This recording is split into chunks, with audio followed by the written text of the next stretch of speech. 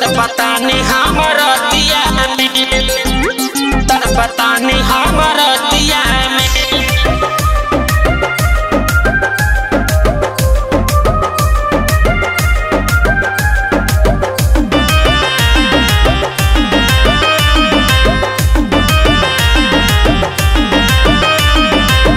बरतव खीस सौखी हमारा भतार पो, बेरी बेरी मन जाला गाँव के यार पो।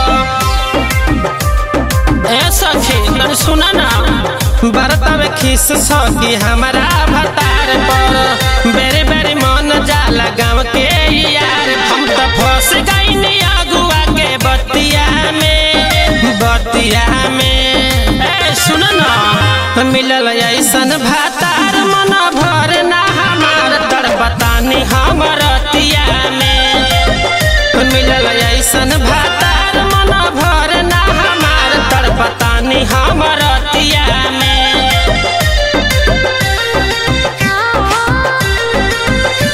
Music by RP Chandan studio.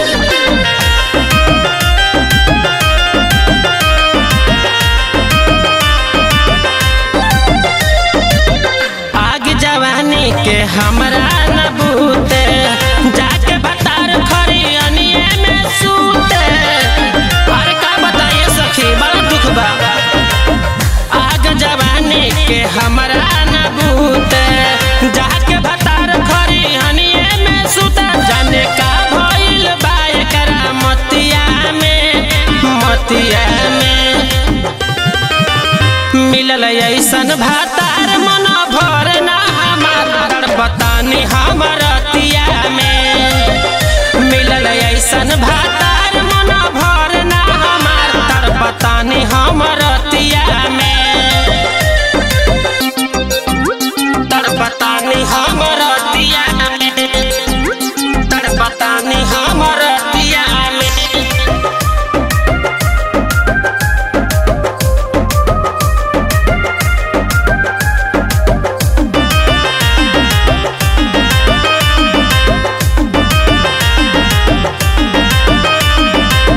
धैला पे पाजा छरक के भागे, पिस्टल से अपना न गोली का बोदागे। बहुत दिक्कत बा एक सखी सुनो, धैला पे पाजा छरक के भागे, पिस्टल से अपना न गोली का बोदागे। उमेश दबे कबो ना छतिया में, छतिया में। मिलल ऐसन भातार मन भर ना हमार, तड़पतानी हम